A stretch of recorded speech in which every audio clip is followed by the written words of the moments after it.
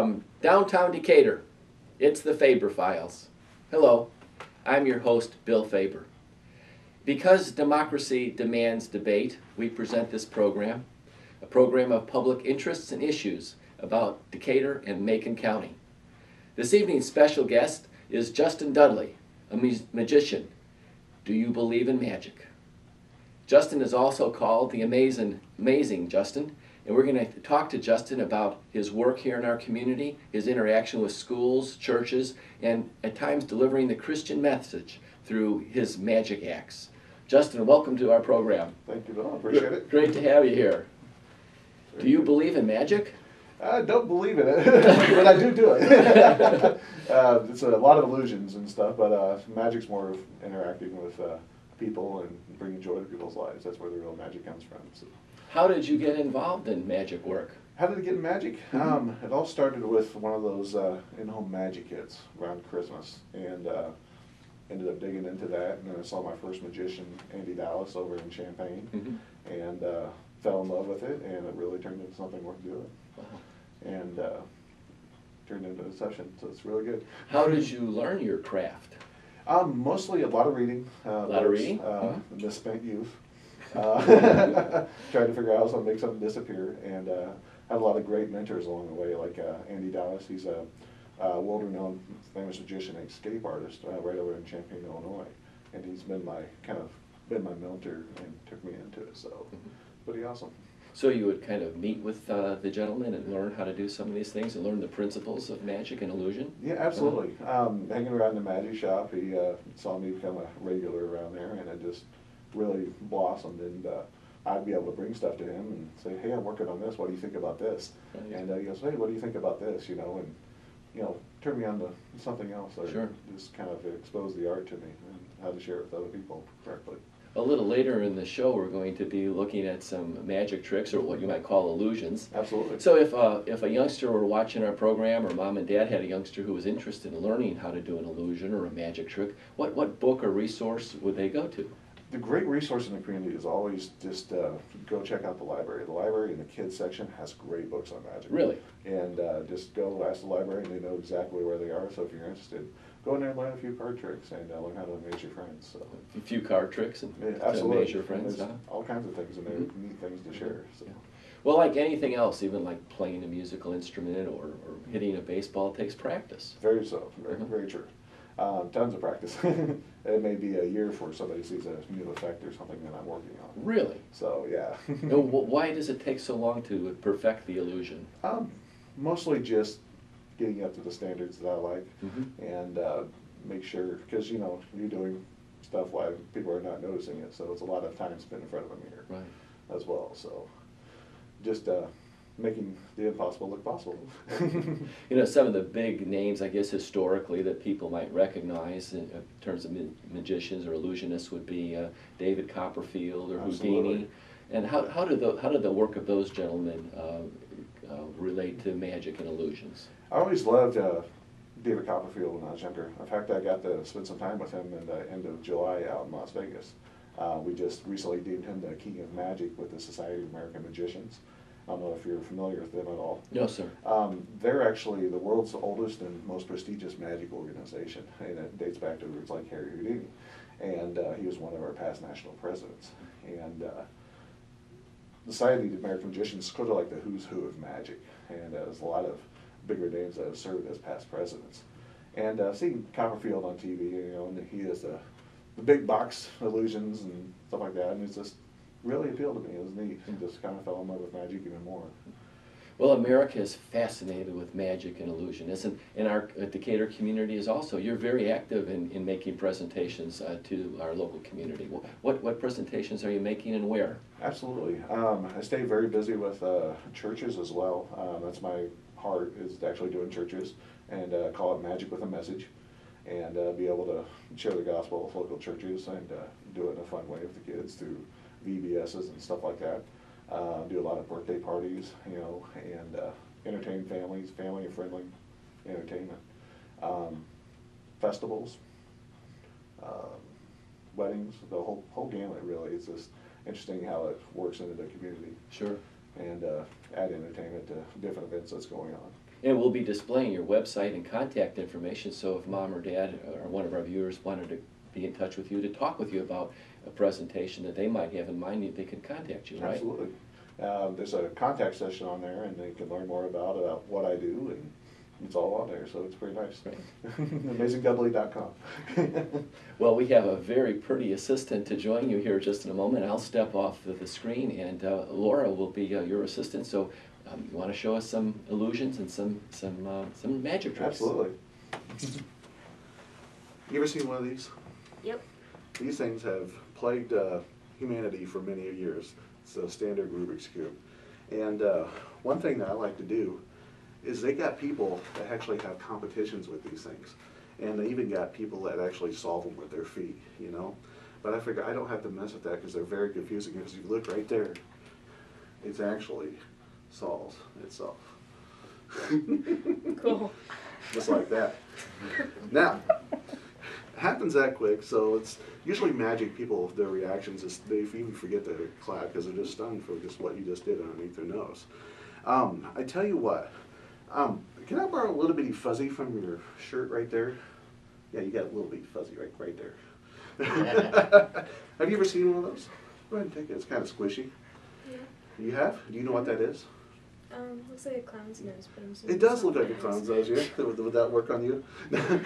Now, what you do with these is you take them and you place them in your hand like that. I'm going to have you blow on this hand, and that's when the magic happens. All right, so go ahead and trade places with me if you would. And you ready? You know what to do. You just blow on this hand right there. Blow. Very good. If you watch right there, 1, 2, 3, it disappears. And it actually jumps all the way down into my pocket. It happens that quick. I tell you what, here, blow on this one right here. Just go. Oh, don't spit on it. You just blow on this one right there. Perfect. When you blow on this one right here, we also get this one. Now, I tell you what, hold out your hand. I want you to hold on to that one. I'm going to place this one right back here in my hand. Blow. Very good. 1, 2, 3. It disappears and actually jumps right down into my pocket. Now, we have Miney and Mo. Which one do you want? Mo. You want Mo? Here, hold out your hand like you was doing before. I want you to squeeze on the Mo really tight and hold it like it's money and don't let go. This is Miney. You know what to do with Miney? Place him right back here in the hand. Blow. Now here's the cool part. I'm going to throw him through your down your arm into your hand. Turn over, open up your hand. Oh my gosh. You got Miney and Mo. How'd you do that? That's a good question. It's in your hand. You want to see that again? Here, I'm going to give you Miney Mo. Hold out your hand. Squeeze on the Miney Mo really tight, like it's a $20 bill. Don't let go. Now you guys get to name him. What would you like his name to be? What do you think? Jake. Jake? We'll do Jake. Jake goes right back here in my hand. Blow on it. Very good. Further your down your arm in your hand. Turn over, open up your hand. Oh my gosh! Wow. We now have Miney, Mo, and Jake. Thank you. Now, this next one, magic is an interesting art because magic has 3 different parts, and it's usually done with some kind of card trick. And the magician presents something ordinary and does something extraordinary with it. All right.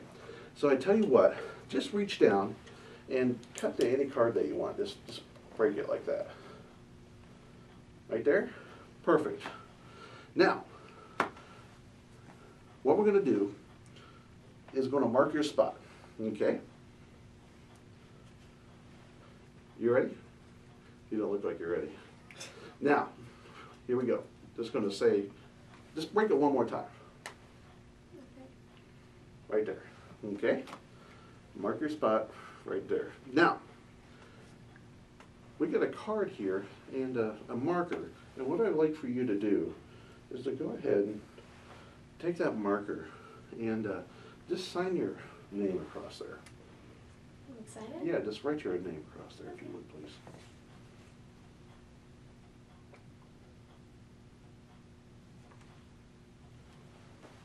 Awesome. Very good. Thank you. We're going to recap there. Careful, it's a Sharpie. Now, what I'm going to do is take that and just have you just stick that in your card. Just stick it in your pocket right there. We'll get back to that here in a minute. Now, we're going to grab another one.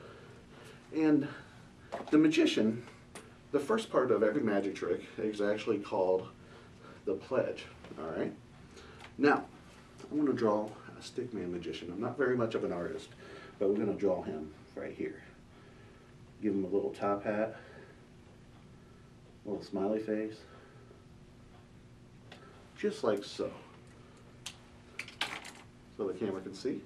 Now, we're going to make that Harry Houdini, and Harry Houdini did a lot of escape artists, and he locked himself in jail and tried to get out. So we're going to give this guy some bars right here.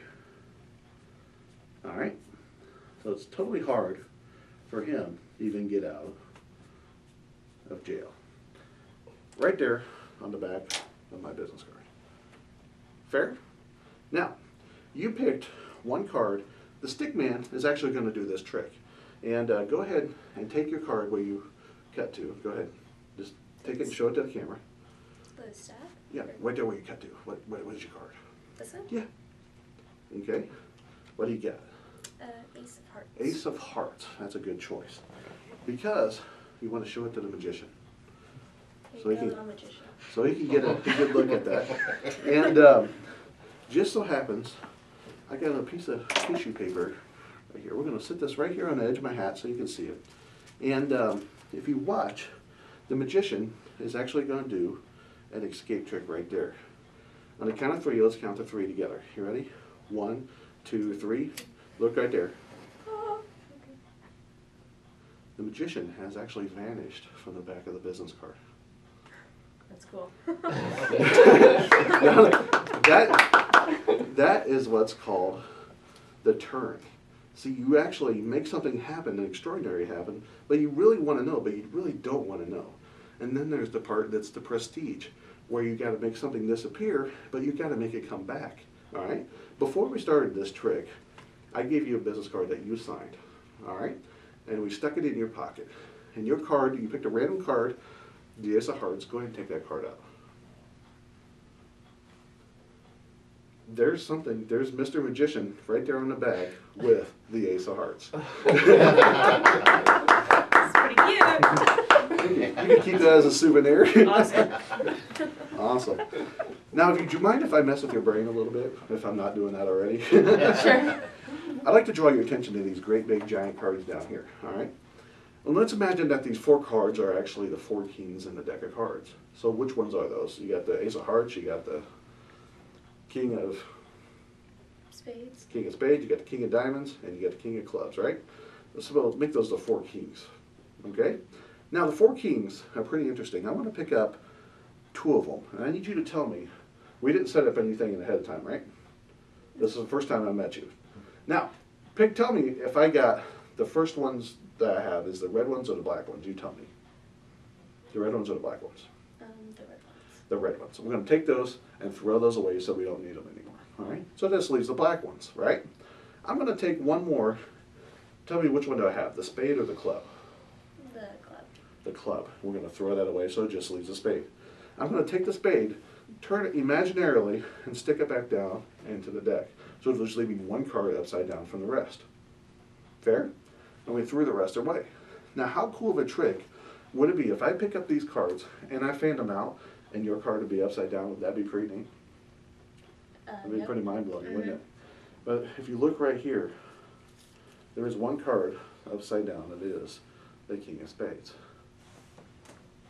Now, not only did I know that you would pick the King of Spades, the rest of these are all blue. And if you look right there, the rest of them are blue and your selection is red. And what did we do with the rest of those, Laura? We threw them away. So there was no reason for these to be even printed at all. Thank you very much for helping. That was just great, Justin. And Laura was a great assistant, wasn't she? She was. I'm glad you guys knew it. Tell me a little bit more about your community work. Some of the community work that I do, for the Society of American Magicians, we have something called Magic Weekend. It's the last 7 days in October. Magic Weekend? Magic Weekend. It actually started from Harry Houdini. And it started as Magic Day. It quickly turned into a week. And the last 7 days, the whole society gets together and does shows for people that are less fortunate or people that don't normally get to see a great magic show. So we'll see a lot of magicians going to the PA hospital over in Danville.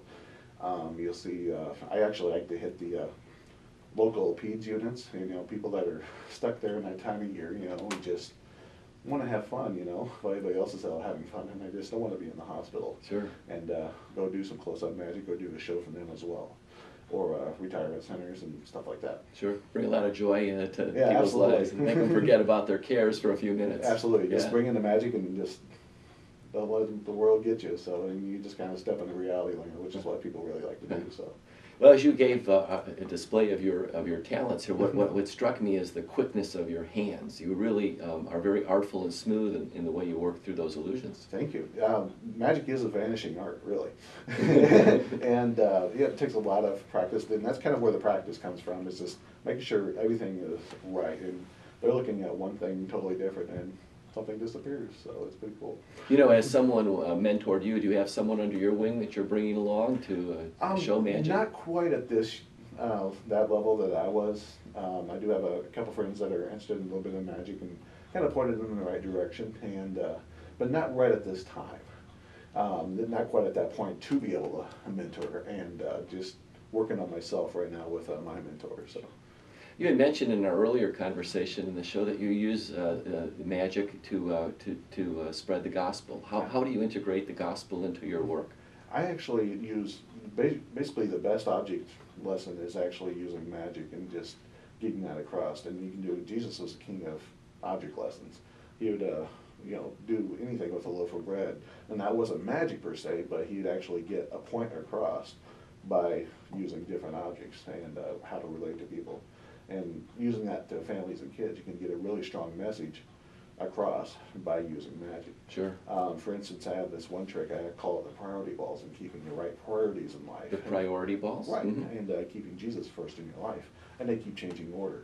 And so there's magic happening, and you say, oh, we gotta remember to keep our priorities right. Uh-huh.